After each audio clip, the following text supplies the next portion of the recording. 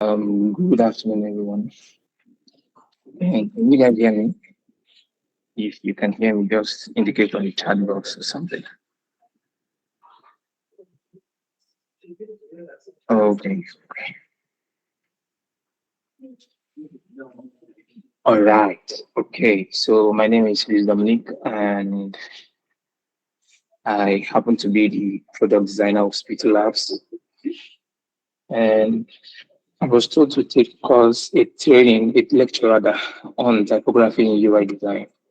So I think one of the things I didn't do while preparing for this class was to get my own filled bottle of water by my side.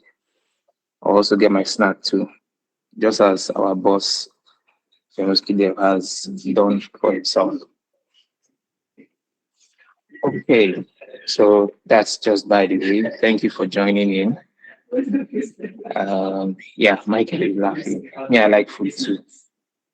I like food a lot. Those that know me know that I like food a lot, and I don't do good food. Okay, so let's get into the class.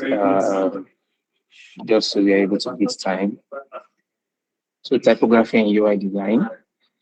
So basically, what we'll be looking at are the following: what is typography, between the typeface and the font. We'll be looking at classes of typeface. Then we'll have to dive into what is type scale, understanding type, and setting type scale. Yeah, we are going to also look at font recommendations, probably talk about one or two plugins that will help us um, get our type scale up and running. So that's basically it. Then let's see how we'll be able to handle one or two practicals. And that's that. Okay. So what is typography? Typography here I have is the art of creating contextual messages from typefaces or lettering of the alphabet. It is the art of organizing typefaces on an interface to make all copy readable, legible, and scalable to the audience. I think those are major points for you to take note of. It is the art of organizing typefaces on an interface to make all copy readable, legible, and scalable to all audience. Typography is an art form and one of the most important elements of design.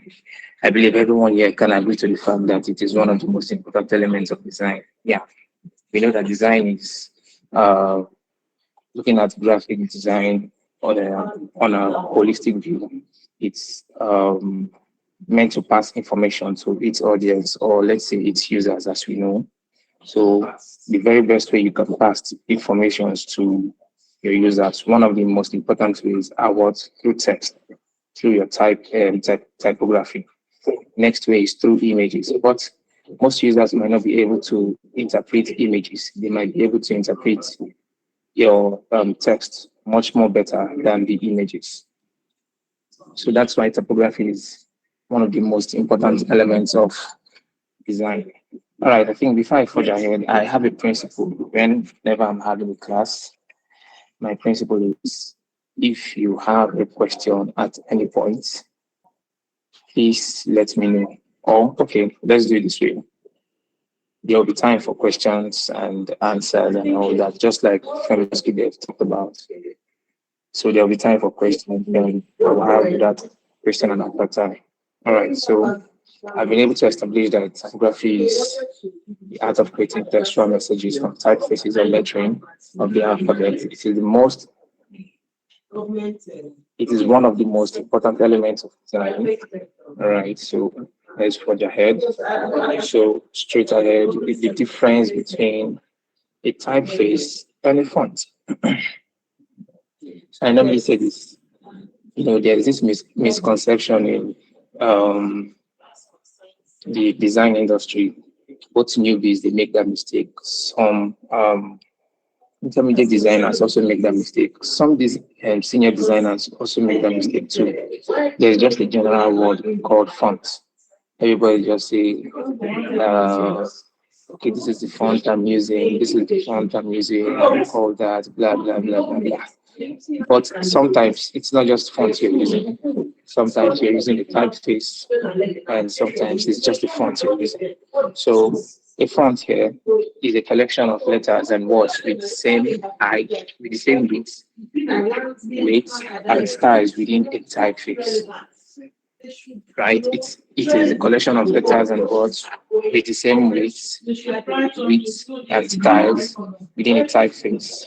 Meanwhile, a typeface, which is also called a font family, is a collective term that commonly describes a set or family of related fonts. So in my next slide here, I have an example. So as we can see, an example is Rubik bold, Rubik semi-bold, Rubik regular. All these are fonts. So I think there is one font that everybody can relate with very well, Montserrat. Do we all know the typeface Montserrat? If you know the typeface, you can just indicate on the chart or something. Yeah, beautiful. So Montserrat is something everybody can relate with, right? So there is Montserrat regular, there's Montserrat semi-bold, Montserrat medium, there's Montserrat bold, and Montserrat extra bold, and Montserrat black. So that's a perfect example since we can all relate with that. So now Montserrat, the name Montserrat, it's a typeface. It's not a font. The name Montserrat is a typeface. But when you talk about fonts, of course, you have to say Montserrat bold is a font. Montserrat semi-bold is a font. Montserrat light, it's a font. Montserrat bold italics is also a font. Montserrat semi-bold italics is also a font. Are you guys following?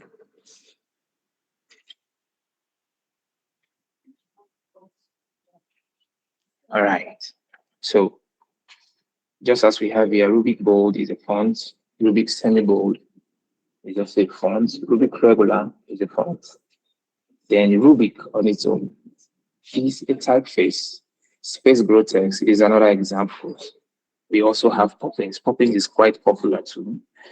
Personally, I'm a huge fan of Rubik and the Rubik typeface and Space Grotex. Currently, I don't know why. I just find myself loving the Space Grotex much more. But then I love the typeface. It's really a beautiful font family. All right, so to the next.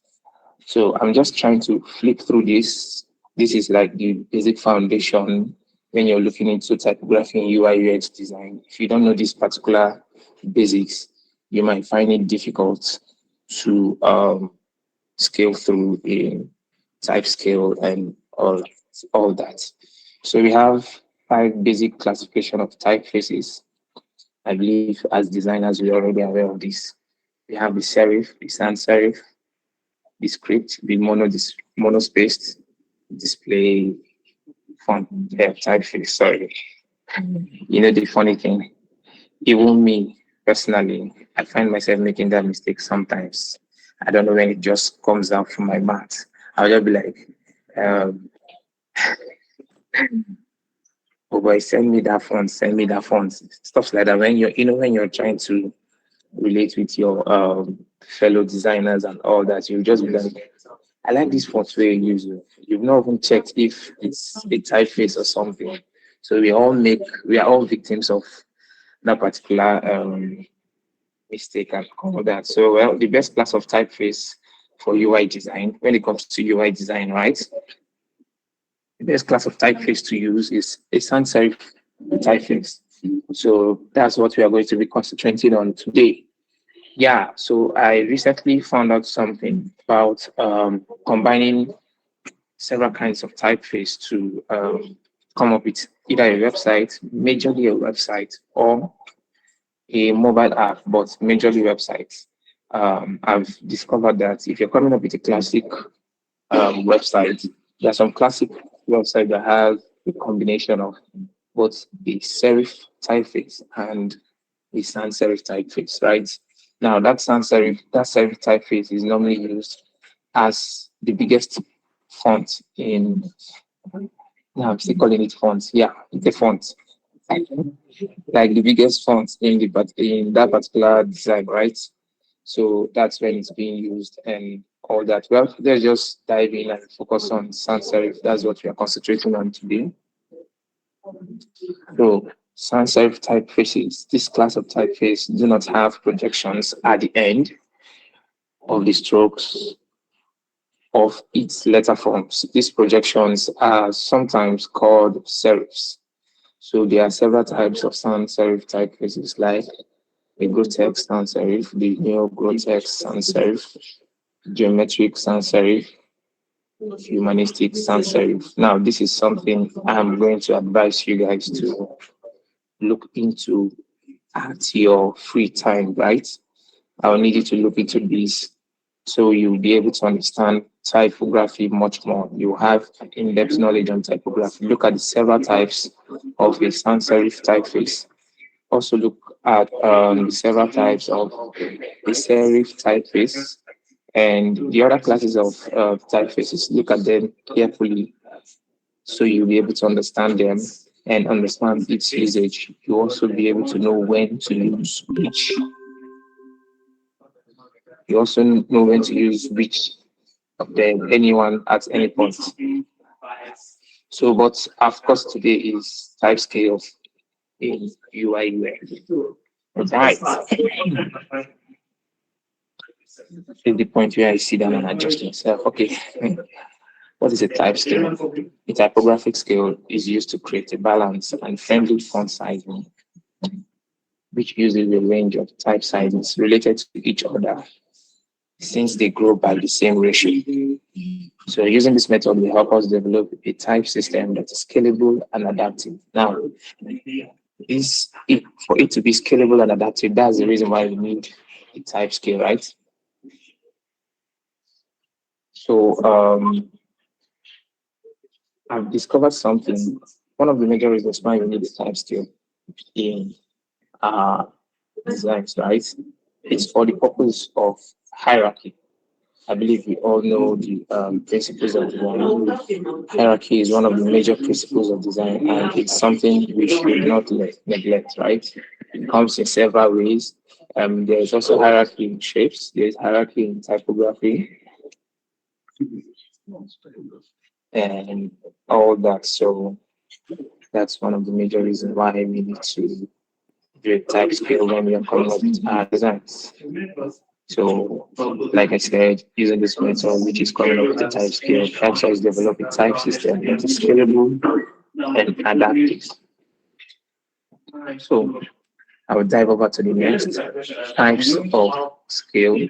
So, we have the major second, we have the minor second, we have the major third, we have the minor third, we have the perfect fourth, augmented fourth, perfect fifth, and the whole ratio. So what you see in the corner, these are the ratios attached to them. For the major second, we have the ratio is 1.125. For the minor second, the ratio is 1.067. For the major third, the ratio is 1.250. Minor third, we have 1.200. For the perfect fourth, we have 1.333. Augmented fourth, we have 1.414. Then the perfect fifth, we have 1.500. Then we also have the golden ratio, 1.618. All right, so all these scales are beautiful. Trust me. You can decide to use whichever scale at any point in time, but it's dependent on the kind of design you're coming up with, the kind of products you're trying to build, and all that, how you want your users to be able to scale through your design perfectly, right? So there is a kind of type scale you use that might be too small for your users, especially if you're building a product that the elderly people are going to use, right? Of course, we know most of them will use the glasses, but then in have you seen a situation where someone is going through a website or a mobile phone, a mobile app, and despite the fact that the person is using an elderly person, despite the fact that he or she is using glasses, he's still straining his eyes to look closely and all that. So, of course, that is not good user experience, and that's what we're trying to avoid. That's the reason why we are looking at this particular course, typography in UI design. So, permit me, I will just go into. I will just take you guys to. Oops. Let me put you guys somewhere where we are going to look at something, type scale calculator. Oh, I will go back to my notebook. All right, so right here we have the type scale calculator. Here are the types of type scale. So we have the main minor second. So as you can see, it looks quite small, right? I believe even from your screen, you might be stressing yourself to see what is being written down there and all that. Let me change the text.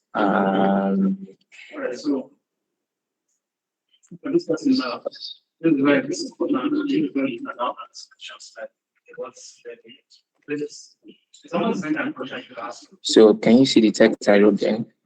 Can anybody see it? If you can see it, just type it on the chat box. Let me know that you're able to see it very well. Okay, Michael, you can see it. So what did I write?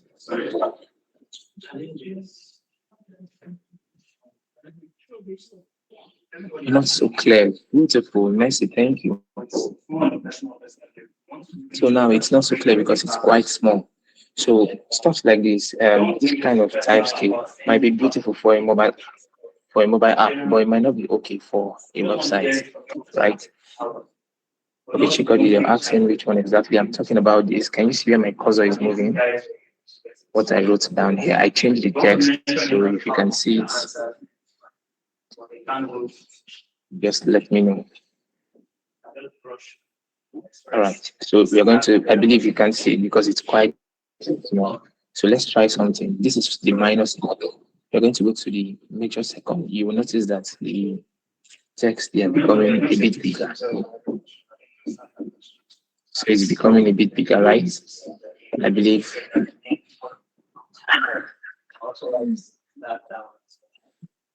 Prince, I can see what you're doing. Put your phone on landscape mode for a clearer view. All right. So, but right now we are on the major second type scale, so it's becoming bigger. Right. She's using a laptop. So if I go to the minor third, can you see it keeps going up? Then I'm going to move to the major third. Can you see right now the text is becoming clearer, right? Is it becoming clearer?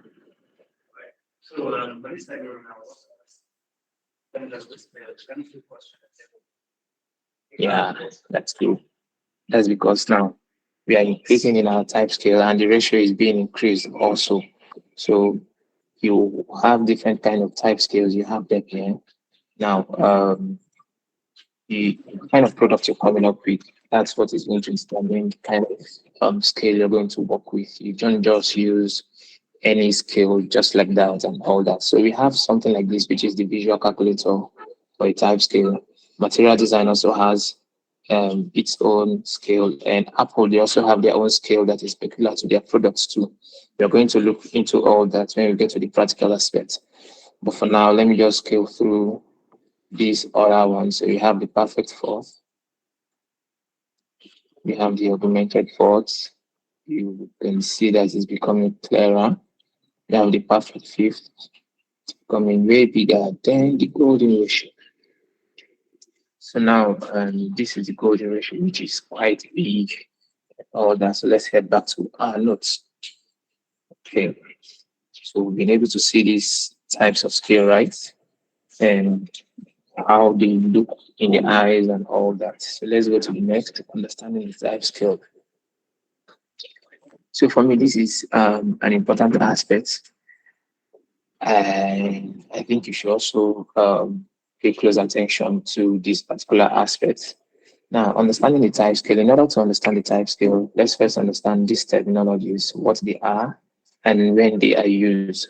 So, typography scale has 13 styles that are supported by the type system. It contains reusable categories of text, each with an intended application and meaning. Now, these styles are grouped under headlines, which range from 1 to 6. You have the subtitle, you have the body or paragraph. So it can be called body or paragraph or base text. Then you have the button text, you have the caption, then you have the overline. So I'm going to go here. Sorry, let me just spell this out. So we have headlines. Just a minute. So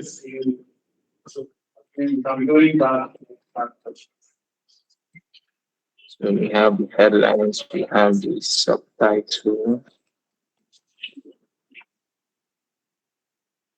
Don't forget the headlines, they range from 1 to 6. We have the subtitle, we have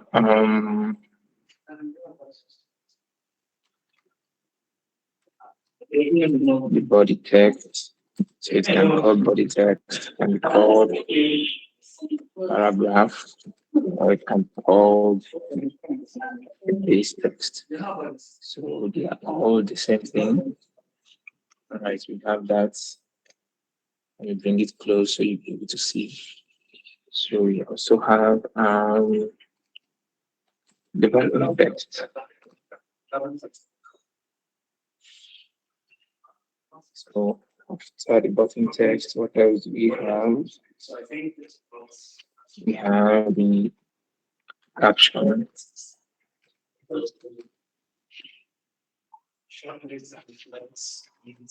Then we have overlap.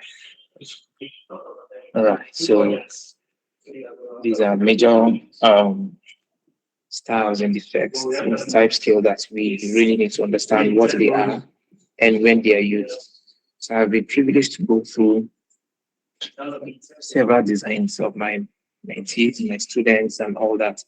And frankly, I can tell you that one major thing that they always brings out is the use of this type scale, right? Is the use of the headline, subtitle, the body text or the paragraph text, the button text, the caption, and the overline. Now, whenever you can pick up this particular area, right, on how to use them and all that, it just has a way of affecting your design, making your design not to be adaptive or scalable. It also has a way of bridging that principle of design that we earlier talked about, which is hierarchy, right? So that's what we are going to be handling today to see how we can overcome those errors. All right, so let's dive into the next one. So let's start with the headlines.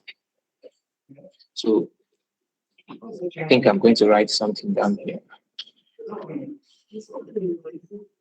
But before I do that, let me just do these headlines, which range from 1 to 6.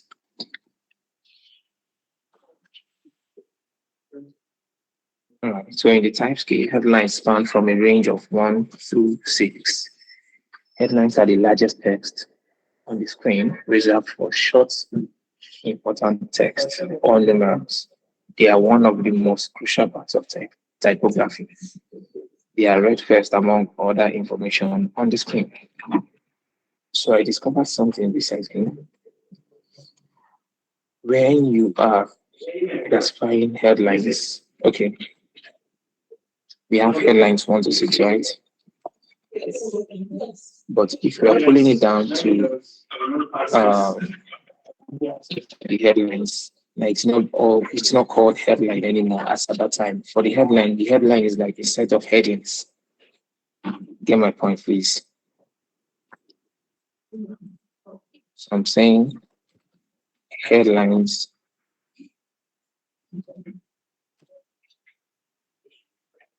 comprises six headings of six headings. Now, what do I mean by this? Now, in the headline, you have heading 1.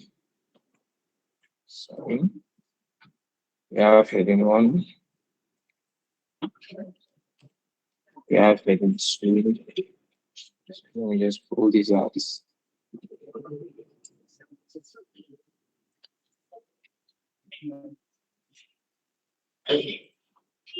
You have heading 3. You have heading 4. You have heading 5. And you have heading 6. So now it's called heading 1, heading 2, heading 3, heading 4, heading 5, and heading 6. But the grouping everything together, it's being called headlines. Do you guys understand that?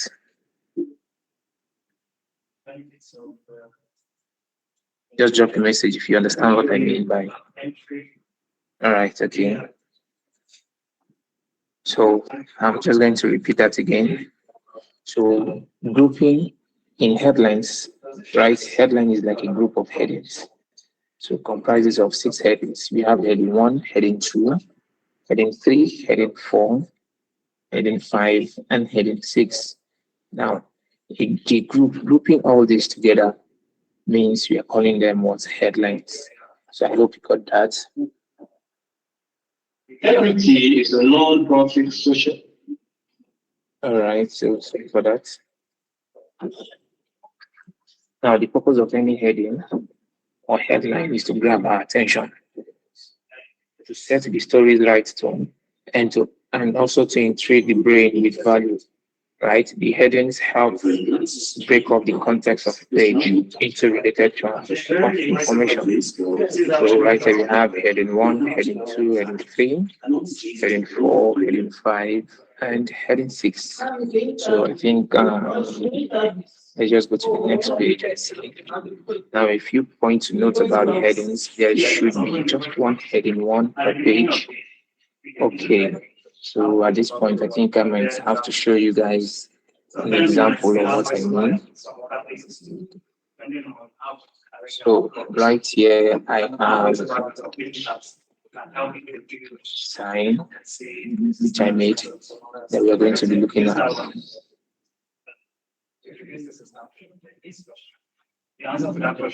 All right, so I have this.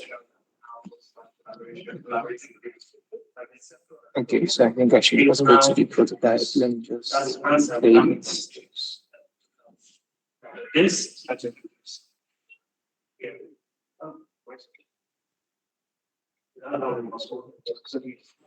script. All right, I guess we cannot see my screen, right? Can we all see my screen? All right. So for the heading 1, it can be this size. It can be of this size, right? Now, that heading 1 is the largest size of text in the TypeScript. Largest size of text. Sorry if you hear any background noise. Forgive me, please. I'm actually in my office and there's 1 or 2 activities going on in the office. So when using the TypeScript, right, the heading 1 is supposed to be used once in the page. Once in the page. It's mostly found in the hero section. So it's supposed to be used just once in a page. I think we are going to look at an example. Let's look at Flutter. This Benjamin, have you watched and it is peace. Beautiful. All right, so I guess we can see this, right? So this is their hero section. So can you see how big this text is? So let's see if we can get to, let's see if we see the size of text. Can you see this? This is not as big as the first one. So in each page, your heading, your biggest size of text, which is your H1, is supposed to be used just once, just once per page. That's actually a rule most persons they miss out. So let me just see if I can get to find out the size of this text. All right, can you see that? So you might not be able to see. This is 100 pixels. So let me try any other one. This is 80. It's not as big as the other one. This is 80. Can you see that? So it keeps moving just like that. So I believe you might ask yourself, how am I able to see the size of the text? Okay, there's an extension I'm using, Chrome, and I'm also using the Figma desktop app. So there's an extension I'm using for my Chrome that helps me figure out the size of any text at all on a website. So let me do this. Google. So the name of the extension is what font size Chrome extension. I'm just saying this. I feel you might find it important. So this is quite small. You're not seeing it. I think you should just take note of that. Let's see if I can increase.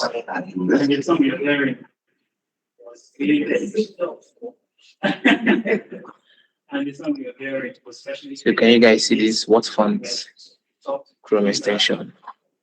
So you just have to install it and make good use of it.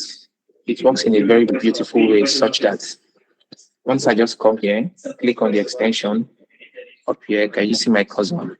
That's my cursor there. So once I just come, click on the extension. Once I select it, I'm just going to click on any text. It will show me the size, to show me the line height, to show me the color of the text, to show me the text name and all that. Any text at all. Once you do that, it's going to show you. With that, you can also understand the type scale that a particular firm used or a designer used for a particular website, right? I use that a lot. So I think it's something we should take note of. That is, if you want to use something like that. So, all right, so let's get back to notes. So I believe you've taken notes that the heading one is supposed to be used just once per page. Then the heading one should, one of the major functions of the heading one is I think I just saw a message. I mean,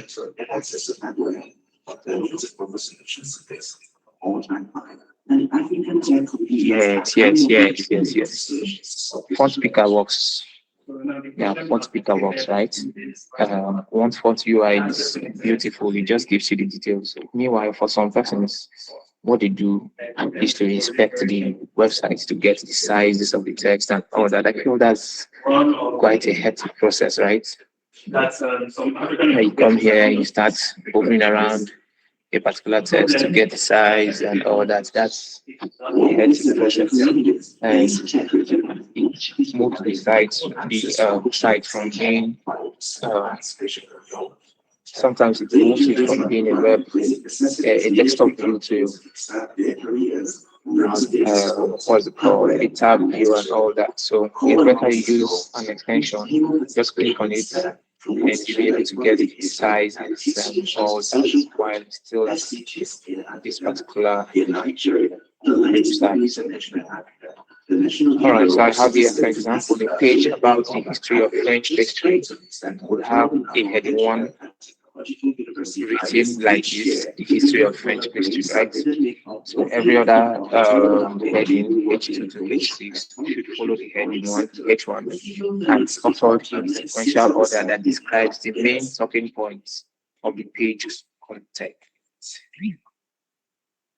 So I just wanted to point out about the headings. Can you guys hear me? I know you must be hearing a background noise. Can you hear me, please? The fastest growing continent on the globally. But this large population of young and inexperienced coders Just drop a message if you can hear me clearly. We develop talents through our Kickstart program. The aim of the Kickstart program is to provide vital resources that young people will need to prepare their tech careers, like Alright, okay, I see that. Okay, thank you. So over to the next. So I have subtitles. Subtitles is the next. So I have to go back to the heading.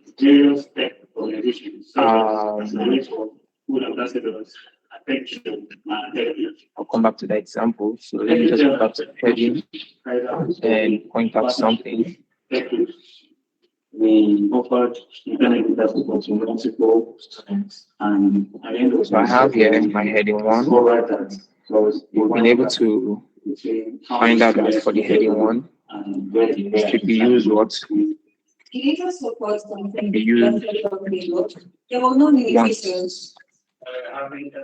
per page. So let me just use the size of this. Worried about Get everything. on some tutorials at once. Learn videos and learn on YouTube about So logo design, if you go through about design, material design, right? you learn online. There's something I noticed, which most persons are not aware of. There's a title text, right? I think I didn't indicate that in my notes also. There's a title text. Now, I normally advise people to use between heading 4, heading 5, and heading 6 as their title, right? Should be used as title text. Yeah. Now, this title text, mostly you see them in things like a card or a particular item that has quite a lengthy paragraph, right? So you might see something like that. I will just make all these a particular color. So you note that that's what I'm talking about. Yeah. So heading 4, heading 5, and heading 6 should be used as title text. Yeah, this can also be used the way they are heading 2. So I just wanted to point that about the heading 5 for your head. All right, so subtitles are smaller than the headlines. They are typically reserved for medium emphasis text that is shorter in length than a paragraph. Take note. Subtitles are typically reserved for medium emphasis text that is shorter in length than a paragraph. Now, a paragraph is much more lengthy than a paragraph is the same thing as the body text. It's the same thing as the base text, right? It's a text you see much more frequently used. Is that it's frequently used on a website or on a mobile app. Paragraph is way lengthier, should I use the word longer in length than a subtitle. But subtitles are reserved for medium emphasis text. It is shorter in length than a paragraph. It is sometimes a single line that is used in combination with a heading 1 headline. Do you understand that? Now you find this mostly. Okay, I think the noise is becoming some. Just a minute. Let me just sort that out.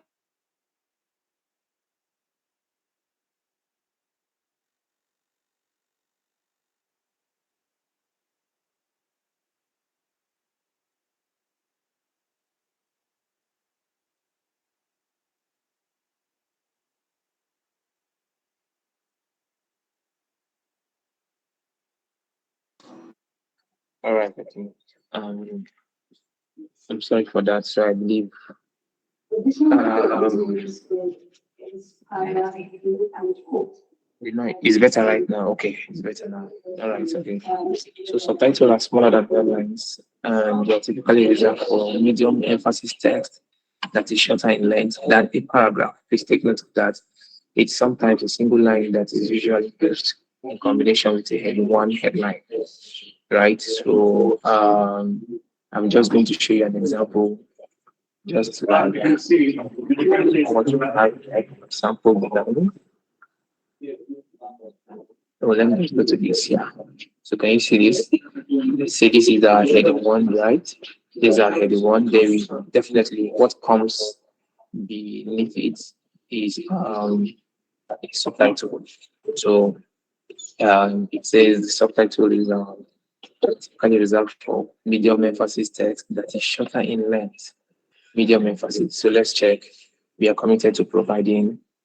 The heading one says unleashing innovation. Welcome to Spittle Labs. So we are committed to providing free, high quality technical training through our cohort programs and diverse channels to scale digital education to millions. So can you see that that is quite precise, very brief, and straight to the point. So that's what the subtitle is used for mostly. So I think we should go back here. Can you see this? So this is their subtitle. This is another example we are working with.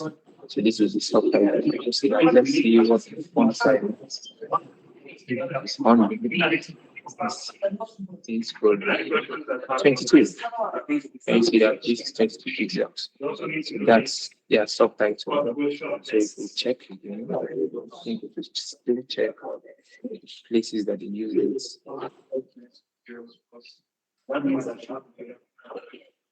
Can you notice something? So they don't use it anymore. We have not seen the 22 anymore. All I'm saying right now is 20, right? The subtitle has been used just once so far. So let's still 20.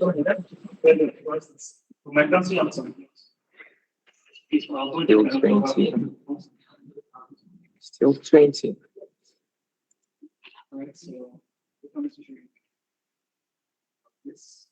Beautiful. So we have this here for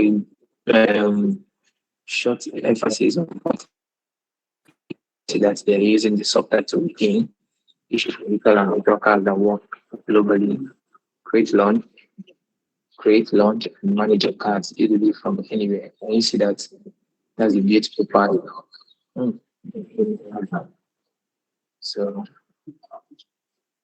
this is also a subtitle to next to pixels. And let's see if it was used any other place. Yeah, this is amazing. Like it. Beautiful. Yeah, this is subtitle. You can see that. So that means the subtitle test is used for just medium emphasis. Now, the reason why I'm spelling all this out is so you know when to use which of the styles in the type scale. When to use the heading, when to use the subtitle. We are also going to look at when to use the body, the paragraph, the caption, and every other one. Right? Now, for the subtitle mostly comes in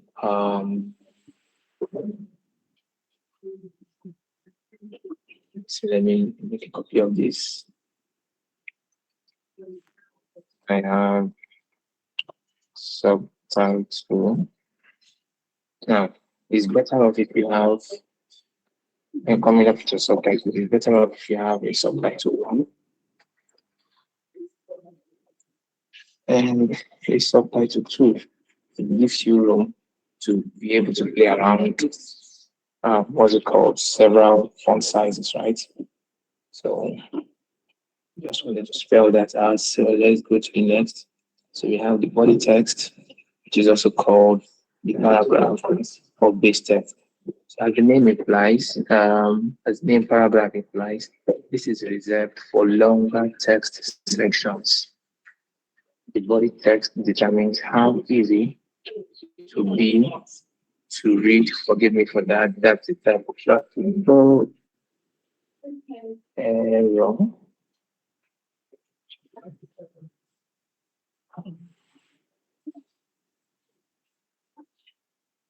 I think I'm going to cut. I'm going to make that prefix better. So it will be easy. It means how easy to be easy to read the information on your interface.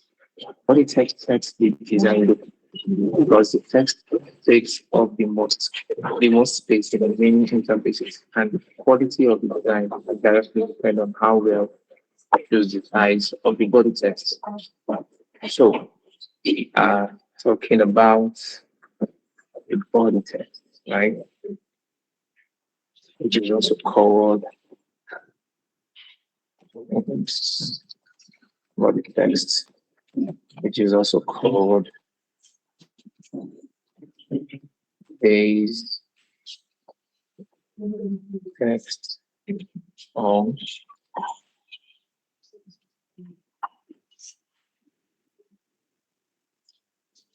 sorry,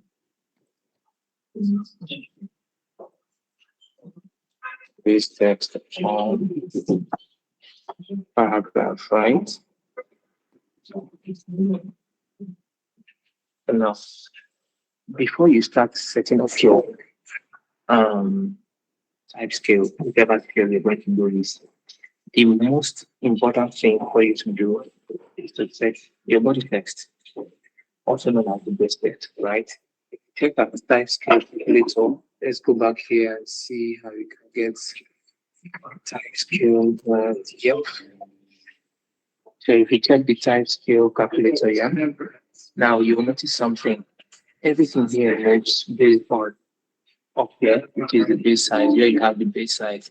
Right now you have this set of scales because they are working with a because we are working with a base size 16 pixels, right? So if I change my base size to 18 pixels, it's a bit bigger.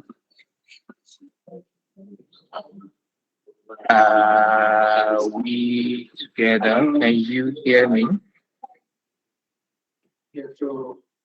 Right. Okay, so we are currently using 18 as our base text. So if I put my base text to 14, can you see it has gone down a little? If I'm using 16, it's a bit bigger. If I'm using 18, it's quite bigger. Now, I normally tell my students this, yeah? When it comes to a website, right? So when it comes to a website, you can see my screen.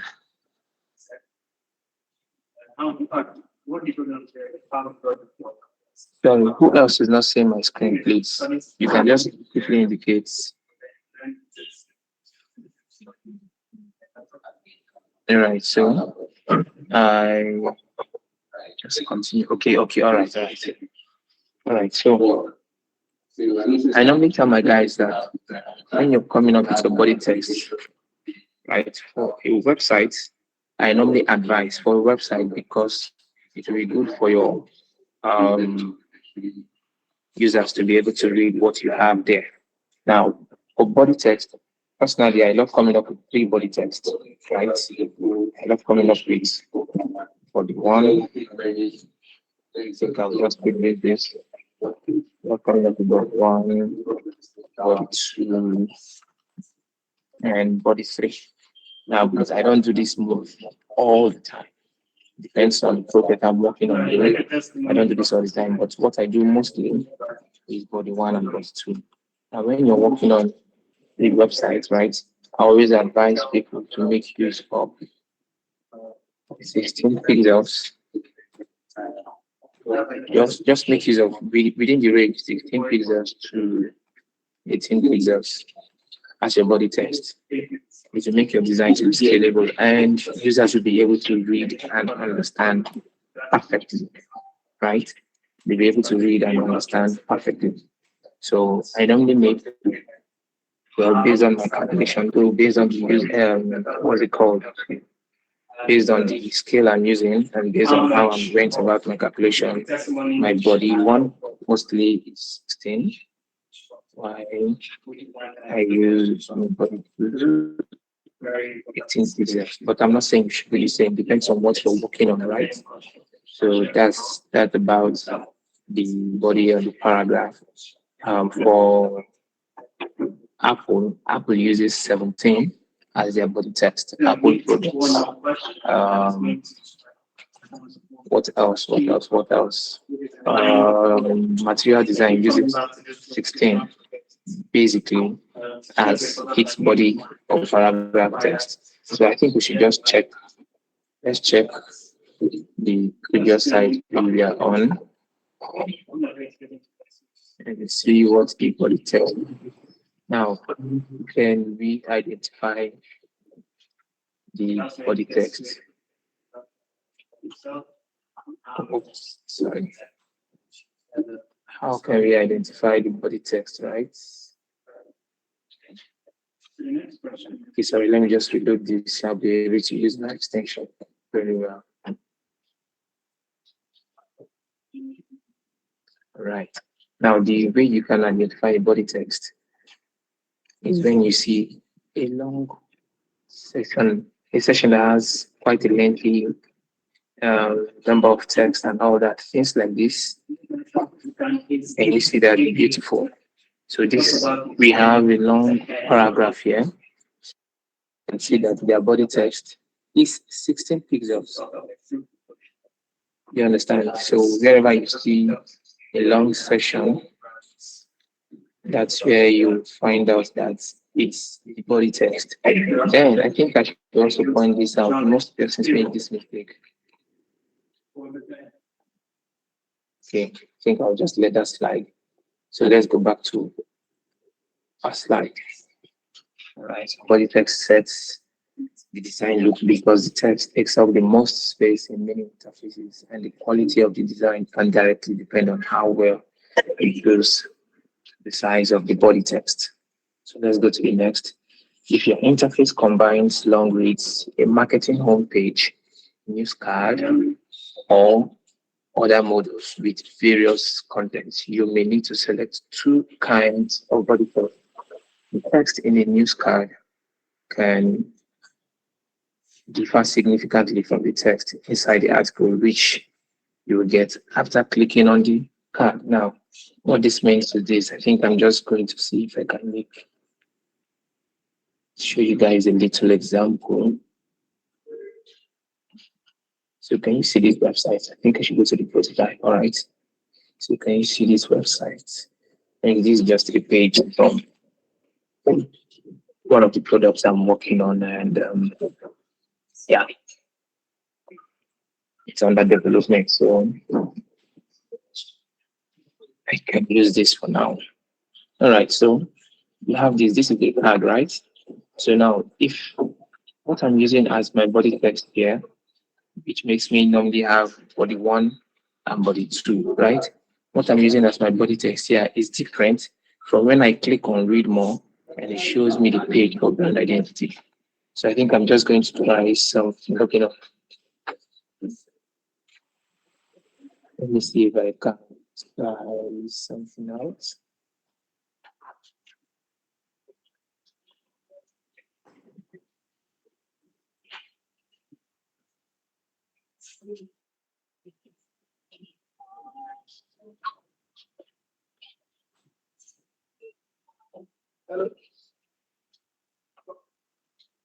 Just to show you an example of what I'm talking about.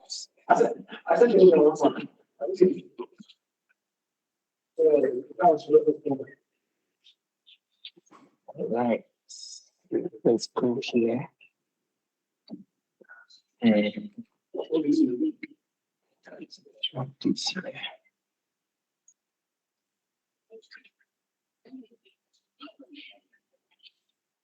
I'm just going to pull this down. And let me make this.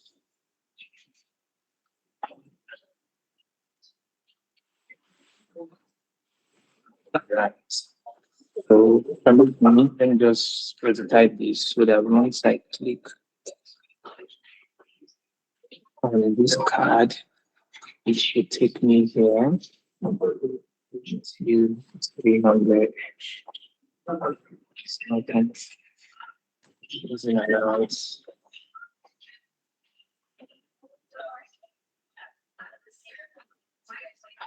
All right. So as I was saying, can you see my screen right now? So this is UI UX design. Right? This is a track. So there is it's a body text I used here, right? Now this body text can be different, or it's supposed to be different from. I think I should. Sorry for that. I don't know why I did this. It should be from the bottom. Yeah. Okay. Yeah, that's better. So from the bottom, once I click on read more, right, it shows me this. Now, this text, because it's a very long read, I'm not sure you're seeing this very well. So let me just has to be there's supposed to be an image here. Same thing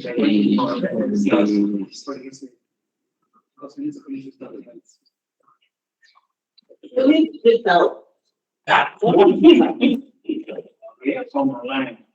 all right. So we have this, right? Guess you can see myself. So my point is this text right here is definitely different from the other screen, which is this from the body text and the paragraph text here is different from this. That's what we are trying to explain here. If your interface combines long reads, right? A marketing homepage, for an example, or a news card, or other models with various contents, you may need to select two kinds of body text sizes. The text in a news card can differ significantly from the text inside the article, right, which you will get after clicking on the card. And this is a beautiful example for that. Once you click on this, it takes you to this particular page where you see this particular long read. This text is definitely going to be different from the text here. So that's what I'm trying to explain. Yeah, I hope we got that right. We got that. Right, okay. So over to the next. So the next we have our caption and our overline. Right. So for our caption and overline text are the smallest font sizes. They are used to find its take imagery or to introduce a headline. Right. Caption helps users scan a page faster and gain essential information at a glance. They can also be used to describe a heading.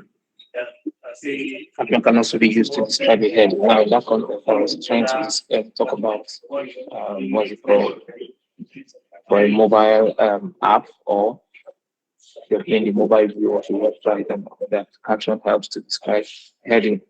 Now, caption helps to describe a heading. Yeah, the particular kind of heading that caption helps to describe are the titles, which ranges between your heading 4, heading 5, and heading 6.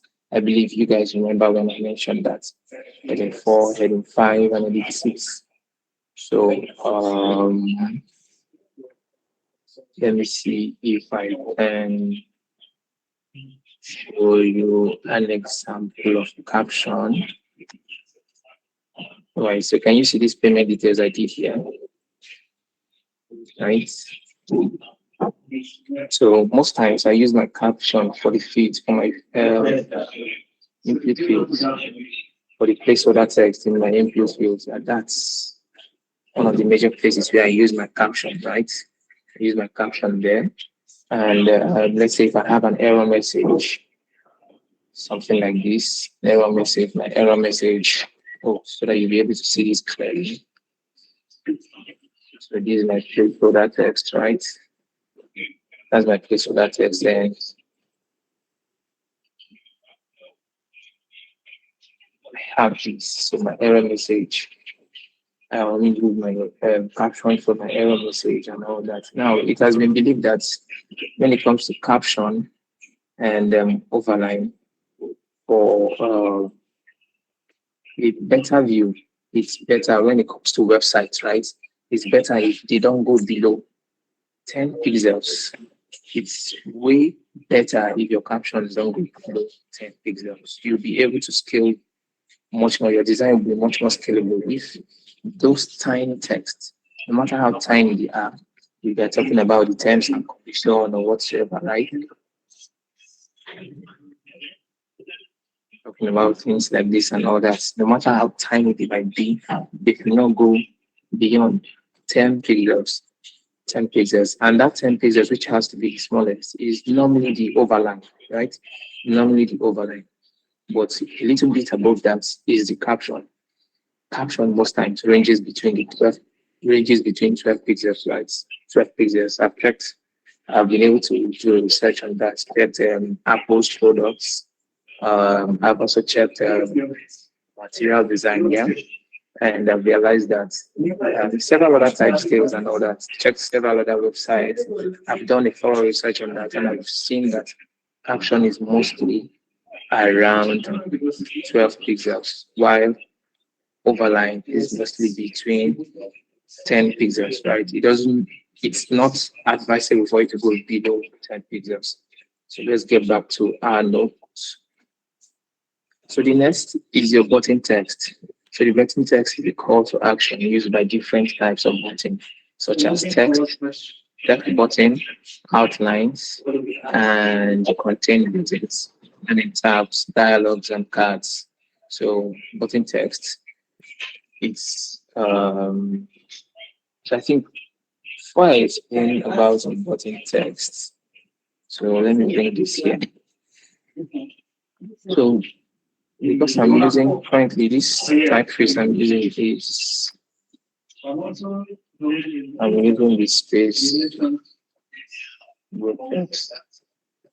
I'm a crazy fan of this particular typeface, right? Just gives me chills a whole lot. So for your button text, depending on the scale you use, most times button text ranges between 14 pixels. 14 pixels. And this 14 pixels works for both web and mobile, right? Now, why would 14 pixels work for mobile? So I'm going to show you guys something. Let me do this. I'll keep it here. I'll take it down to 14, and I'll keep this as regular. So this is regular, right? I'm going to put the button at this. Just a minute. So I love using auto layout. Funny enough, the person that actually encouraged me as at when we first met to always be using auto layout. Oh, he's from doing that design with that auto layout. He's one of us here. So auto layout has finally grown to be my thing. And I love it. So this is a button, right? Now I used the regular font of the space growth text and regular font. And the font size is 14 pixels. Just in case you will be able to view my screen, this is 14 pixels, right? So now I want to show you the difference between why you can use 14 pixels on both mobile and web, right? So I've been able to duplicate this into three. You will agree with me that there's a difference between this. Okay. All right, let me just copy this out. I'm going to outline. Oops. The fonts. The font weight. This is regular. So over here, if I make use of, let me say, the medium.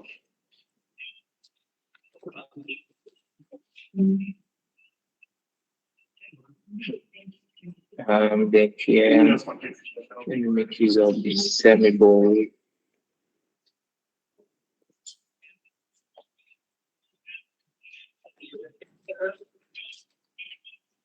All right, so I think I'm just going to duplicate one more. The thing is, we're trying to build a whole. So I'll make use of the bold. Now, most times people don't make use of the bold, right? For the button. Not like it's wrong, though, but I rarely see my friends or other designers make use of the bold font or the button text. So we have all this. So now, at least you'll be able to tell the difference between this button that is using the regular font and the one that is using the medium font, right? I can use for a mobile app, I can use the same size of text, which is 14, and I'm going to use the medium. I'm going to make my font weight to be medium, right? The medium space grey text font. I'm going to use that. Once I use that, it will project very well on a mobile app. But if I'm putting that same size of button in a website, I won't keep it at medium because it might not be able to come out very well. It might not really project that much. So what I'll have to do is to make the font weight to be a little bit thicker. That's breaks, like it makes the difference and all that. So sometimes you might make it semi-bold depending on the font styles that are in your typeface. Make it semi-bold and it will just be much more. So let me go back to my sample designs. So over here, can you see my button? So this button is currently at the medium and it's still very spoken. Same thing here. This is also on medium and it's still well pronounced, right? And this is a website and check it very well. This is a website and your user can still see it. That's why it is a call to action button. It has to be scalable. So I hope you guys understand what I mean, but there are text buttons, there are outlines, and there are constraints. This is a contain button that has a containerize. Let me pull this out. Use the contain button and make it appear to this. So I can pick out zero color.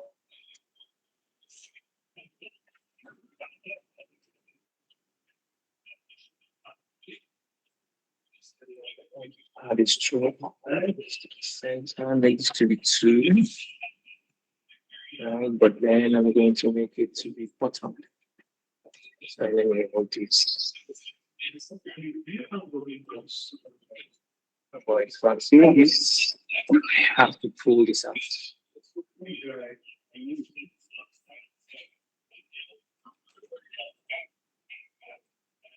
So can you see this? This is another type of button, which most of us must have encountered on several websites and all that. I think I even have something like that here. Right. Let me show you guys from this point.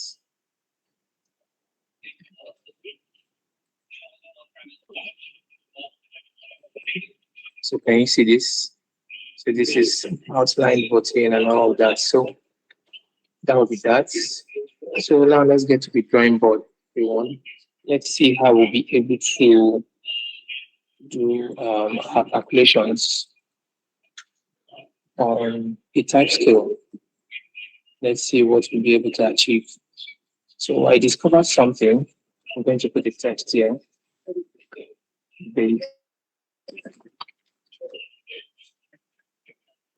So I discovered something that material design most times works with 14 as our base text, right?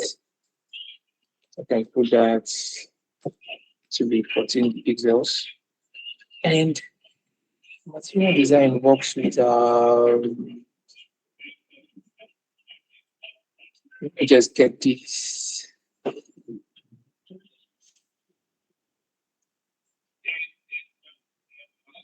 Material design works with the major second type scale.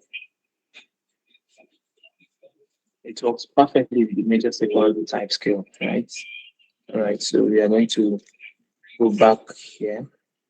Let's see how we can do this calculation. So this is my base text. And for those that might just be joining us, I'm going to be working with the major second. Let me just put down the 3. And the ratio is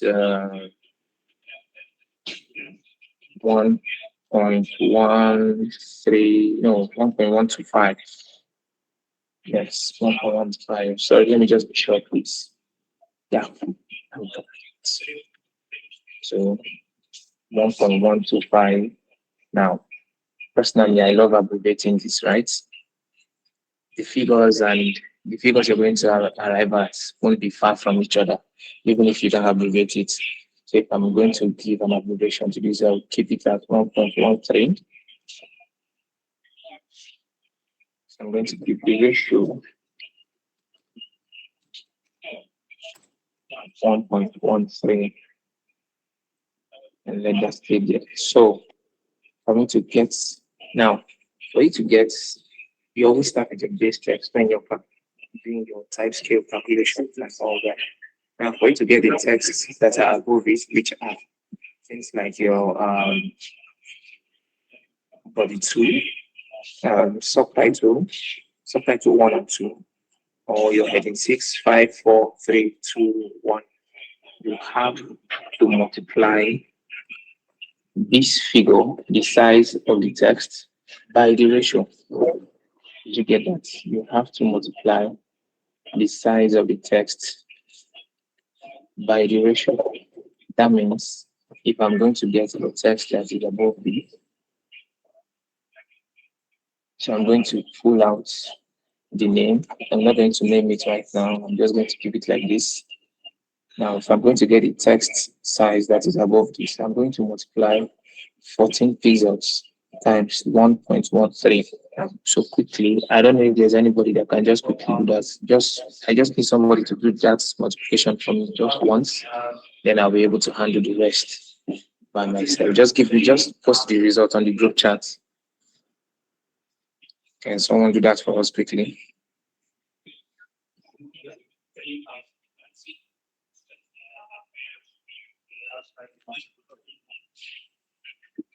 Just to be sure that you're following what I'm saying. 18.2. Okay. Who else?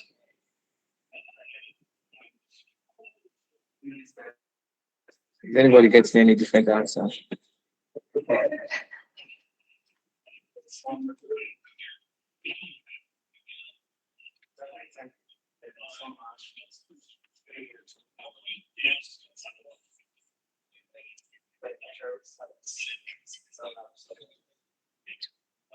Okay.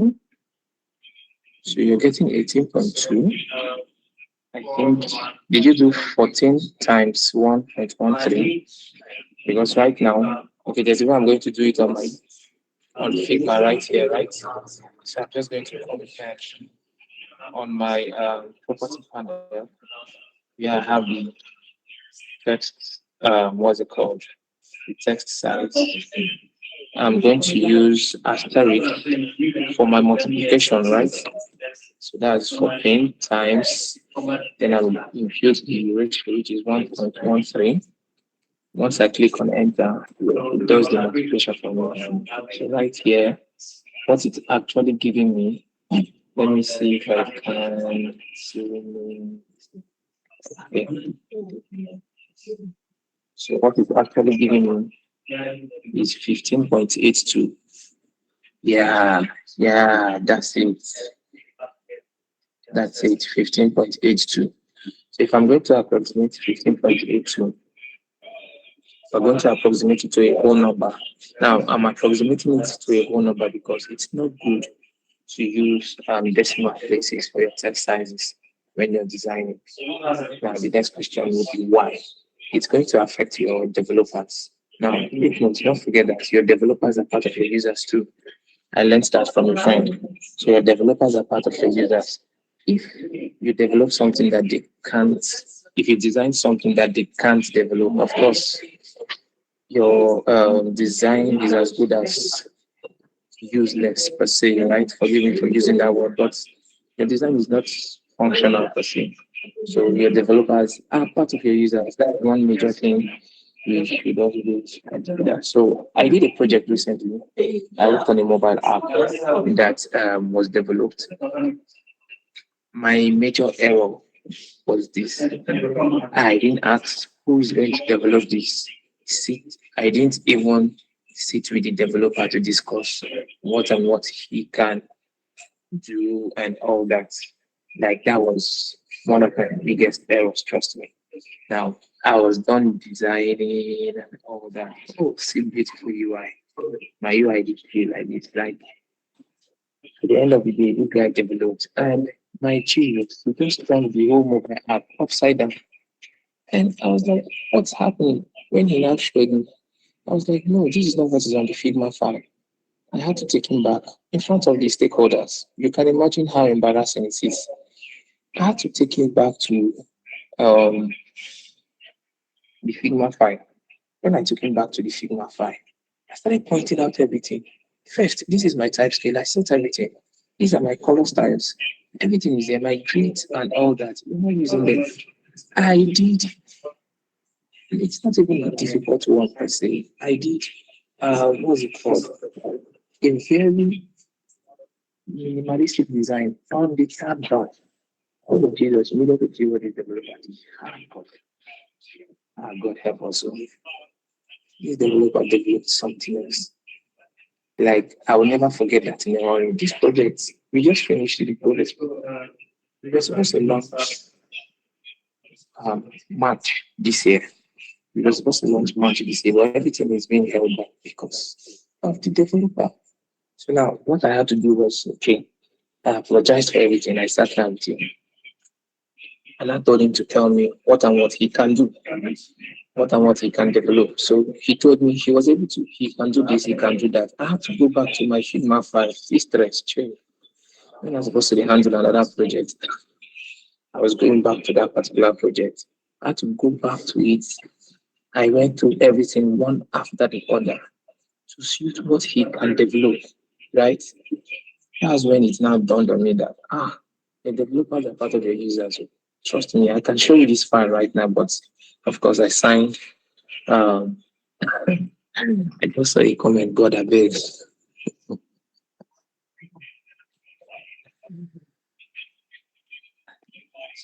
Because I signed the documents and non-disclosure agreement with my clients, so that's why I can't show you. But at the end of the day, currently we are in the testing phase for that particular project. It came out beautiful, right? So I was asking myself, why didn't I think about this all along? It would have saved me a whole lot of stress. So I think this is another advice to all of us, we designers. Once you have a project to work on, right? Sit down with your development team. Sit down with your development team and converse with them. Now, there is an article on LinkedIn that really opened my eyes to quite some things. One of the things is two persons you should not take out from the design process when you're working on a product are one, your development team and your stakeholders.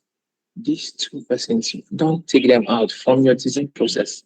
They are very, very important. There are sometimes that you might get to a particular point of your design process, and the only person that can bail you out is your stakeholder. You have to ask them questions to get much more insights. So you'll be able to know how to move if you're moving to the right, like left or to the right and whatsoever. Then when you're also designing, while you're coming up with some things, let your developer be part of, let your development team be part of the file. Beautifully, it's a collaboration file. You can collaborate here. So let your developer be part of your file. Discuss with your developer. Oh, this is what I'm doing. This is what I'm doing. Do you think this is actually okay? What do you think? Always ask questions. It will save you a whole lot of stress instead of you going back to your design over and over again. Okay, so forgive me for that. So I just had to pour that out. So we have 15.82. So approximately, if I'm going to approximate this to a whole number, it will be 16, right? 15.8 to approximate it to 16 pixels. So that means this is currently 16 pixels. So I think I'm going to put it side by side like this. So you can see that this is together, this can keep going up. Let me do the next one. I'm going to do that on my head here. So 16 times 1.13.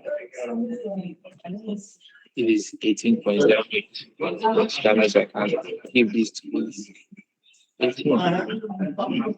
So this can be 18 pixels. And you see, if you keep doing it like that, you will just get to a particular point where your whole design can be available. So I think I'm just going to try to bring in something from one of my projects. This is a design system I built. Let's see. All right, this is done here.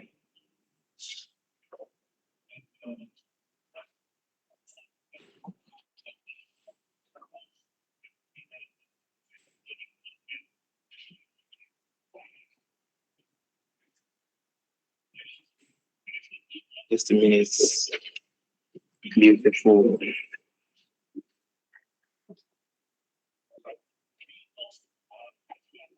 All right, I'm just going to forgive me. I like keeping all these details. They are very important to me.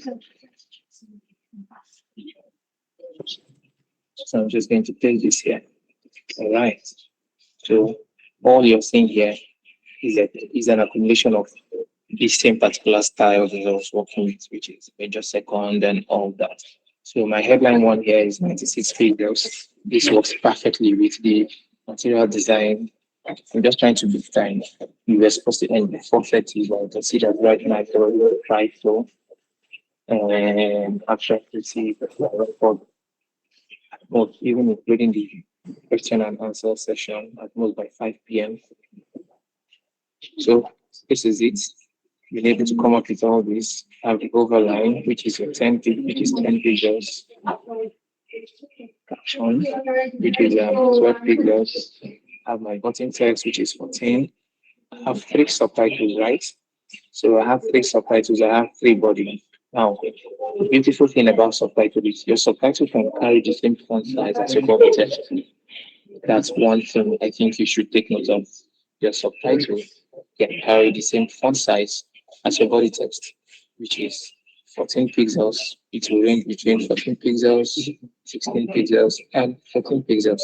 If you're having one of the major rules you think you need to take note of is your body text, body size text in your time stream. You also need to have three body size text of your three subtitle type size text rather. If you're having two, you should also have two subtitle. That's one thing you should take note of, right? So have all this by page 6, heading 6, 20, this 24, this 24, right? Yeah, this 34. Have this as 48, this as 60, this as 96. Now, take notes. There's one thing we should take note of, which is your text sizes should always be an even number, except you're using the iPhone, the Apple type scale, right? It should always be an even number, except you're using the type scale. Then I think there's something I need to also point out there. Sometimes you might do a calculation that might take you from, let me use two figures, let's say 24 pixels to the next 24 pixels might just be, I'm using this as an example, 28 pixels, right? Now, there's nothing wrong in use. Okay, let me just continue. There's 28 pixels, and let me use 32 pixels. And I'll also use 36 pixels. Now, if take notes, there's nothing wrong in you saying, if this is my H5, please take notes. If this is my H5, I don't want this, and I don't want this. I'm going to color them red, right?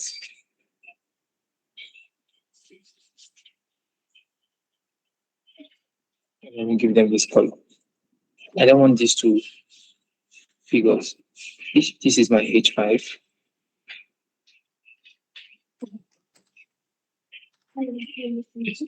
oh, sorry. H5. I can also say this should be my H4. You understand? By the time I've looked at, let me just give you the actual side. This is 32, this is 32, and this is 24. I can say I don't want any of this. Looking at it, I feel like, okay, this is scalable to an extent here. I can just decide to do away with these two, right?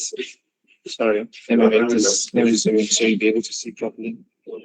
So I can do away with the very next calculation and the next one. Then I'll go to the third one above it just because now time scale, there is no strict rules that oh, it must be this number, it must be that number, it must be that number. You can customize your time scale. Of course, when starting out, you have to use certain numbers and all that. But you can customize your time scale what you are working on, right?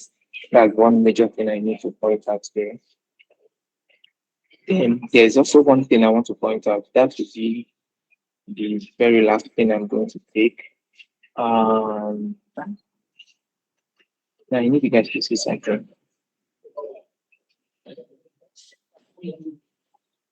So I need you to see this, right? Right there, you have the headline 1, 2, 3, 4, 5 up to my overline. Then if I go this direction, you still see the same thing, right? If I go this direction, you see that the font is getting thicker, right? It's getting thicker. If I go here, you also see this. Now, there's something I normally do, and I don't know if everybody does it, but I'm going to advise you to do it. Now, there are sometimes I might be using a headline one text. Right? I might be using a headline one text, but what I did in my style guide is just the regular font, just the regular font. So let me use this particular stuff as an example that is design. So imagine if it's just the regular font I used here, right? When I get to this point, I might see a need to make it to be thicker, to make it to be thicker. At that point, what do I do? Cost issues and all that. So what I normally do is this. I normally set my type scale this way. I'll have for the regular, I have for either the medium also. I'll also have for the semi-bold, and I'll have for the bold. Now it gives me a variety of fonts to play around with for each type size. You understand? It gives me a variety of fonts to play around with for each type size. So I wish you will be able to see my style guide, how I normally set it. That might be too small for, let me see if I can pull out. Um, just a minute, please.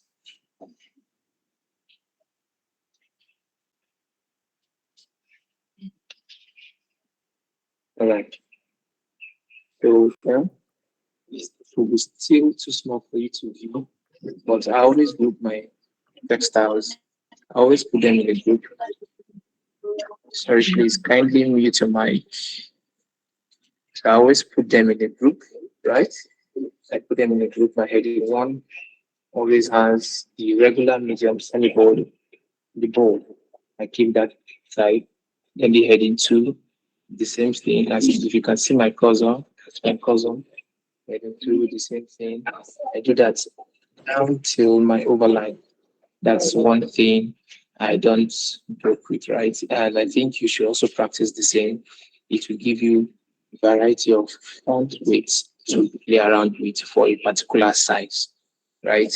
So I think if there is nothing else, thank you for your time. That will be all. At this point, I will allow fellow PDF to handle the question and answer session. I think we just have a few more minutes to go. So if there's any question, kindly raise your hand and he will give you the permission to speak. So